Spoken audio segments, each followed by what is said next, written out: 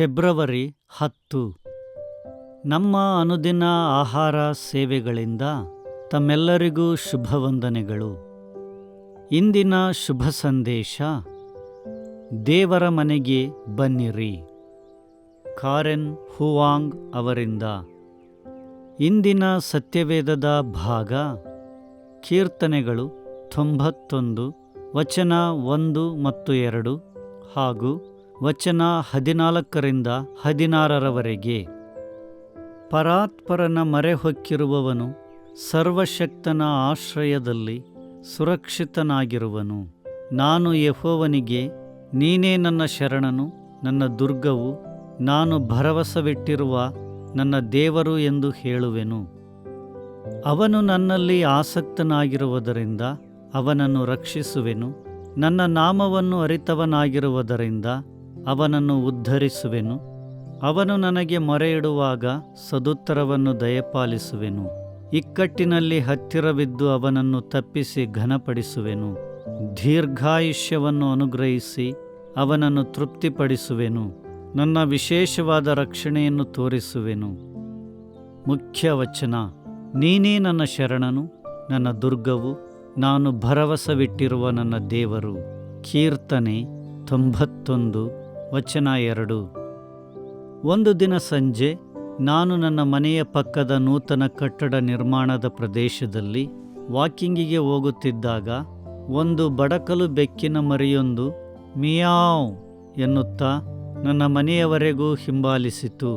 ಆ ಮರಿ ಇಂದು ದಷ್ಟಪುಷ್ಟವಾಗಿ ಬೆಳೆದ ವಯಸ್ಕ ಬೆಕ್ಕಾಗಿ ನಮ್ಮ ಮನೆಯಲ್ಲಿ ಆರಾಮವಾಗಿ ಎಲ್ಲ ಸದಸ್ಯರ ಪ್ರೀತಿಯ ಸದಸ್ಯನಾಗಿ ಬೆಳೆಯುತ್ತಿದೆ. ನಾನು ಈ ಬೆಕ್ಕನ್ನು ಕಂಡ ಪ್ರದೇಶದಲ್ಲೆಲ್ಲ ವಾಕಿಂಗಿಗೆ ಹೋಗುವಾಗಲೆಲ್ಲ, ಧನ್ಯವಾದ ದೇವರೇ, ಮಿಕ್ಕಿಯು ಬೀದಿಗಳಲ್ಲಿ ಅನಾಥವಾಗಿ ವಾಸಿಸುವುದನ್ನು ನೀನು ತಪ್ಪಿಸಿದೆ. ಅವನಿಗೀಗ ಒಂದು ಮನೆಯಿದೆ ಎನ್ನುತ್ತೇನೆ. ಕೀರ್ತನೆ 91 ಸಹ ಪರಾತ್ಪರನ ಮರೆಹೊಕ್ಕಿರುವವನು ಸರ್ವಶಕ್ತನ ಆಶ್ರಯದಲ್ಲಿ ಸುರಕ್ಷಿತನಾಗಿರುವನು ಎಂದು ಹೇಳುತ್ತದೆ.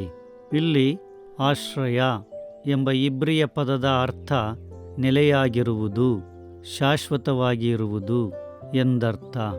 ನಾವು ಆತನಲ್ಲಿ ನೆಲೆಯಾಗುವುದರಿಂದ ಆತನ ಜ್ಞಾನದಂತೆ ಜೀವಿಸಲು ಮತ್ತು ಎಲ್ಲಕ್ಕಿಂತಲೂ ಹೆಚ್ಚಾಗಿ ಆತನನ್ನೇ ಪ್ರೀತಿಸಲು ನಮಗೆ ಸಹಾಯ ಮಾಡುತ್ತಾನೆ. ಶಾಶ್ವತವಾಗಿ ಆತನೊಂದಿಗೆ ಇರುವಾಗ ಸಿಗುವ ಸಮಾಧಾನ ಮತ್ತು ಅದರೊಂದಿಗೆ ಈ ಲೋಕದಲ್ಲಿನ ಸಂಕಷ್ಟಗಳ ಮೂಲಕ ಆತನು ನಮಗೆ ಸುರಕ್ಷತೆಯ ವಾಗ್ದಾನವನ್ನು ನೀಡುತ್ತಾನೆ. ಕಷ್ಟಗಳು ಎದುರಾದರೂ ನಾವು ಆತನ ಸಾರ್ವಭೌಮತ್ವದಲ್ಲಿ, ಜ್ಞಾನದಲ್ಲಿ ಮತ್ತು ಪ್ರೀತಿಯಲ್ಲಿ, ಅಂತೆಯೇ ನಮ್ಮನ್ನು ರಕ್ಷಿಸಿ ವಿಮೋಚನೆ ಮಾಡುವ ಆತನ ವಾಗ್ದಾನಗಳಲ್ಲಿ ನಿಶ್ಚಿತವಾಗಿಯೂ ನೆಲೆಯಾಗಬಹುದು. ನಾವು ದೇವರನ್ನೇ ನಮ್ಮ ಆಶ್ರಯವನ್ನಾಗಿಸಿದಾಗ ಸುರಕ್ಷಿತವಾಗಿರುತ್ತೇವೆ. ಕೇವಲ ಆತನ ಅನಂತ ಜ್ಞಾನ ಮತ್ತು ಪ್ರೀತಿಯು ಮಾತ್ರ ಅನುಮತಿಸುವ ಸಂಕಷ್ಟಗಳ ಹೊರತು ಬೇರೆ ಯಾವುದೂ ನಮಗೆ ತಾಗುವುದಿಲ್ಲ. ದೇವರನ್ನೇ ನಾವು ನಮ್ಮ ನಿವಾಸವನ್ನಾಗಿಸುವಾಗ ಸಿಗುವ ಸುರಕ್ಷತೆ ಇದಾಗಿದೆ. ದೇವರಲ್ಲಿ ನೆಲೆಯಾಗುವುದು ಎಂದರೆ ಏನರ್ಥ? ಸರ್ವಶಕ್ತ ದೇವರ ಆಶ್ರಯದಲ್ಲಿ ನೆಲೆಯಾಗಬೇಕೆಂದು ನಿರ್ಣಯಿಸಿ ಅದನ್ನೇ ಆರಿಸಿಕೊಂಡ ನಂತರ ಸಂಕಷ್ಟಗಳು ಎದುರಾದಾಗ ನಿನ್ನ ಪ್ರತಿಕ್ರಿಯೆ ಹೇಗಿರುತ್ತದೆ? ಪ್ರಾರ್ಥನೆ ಮಾಡೋಣ.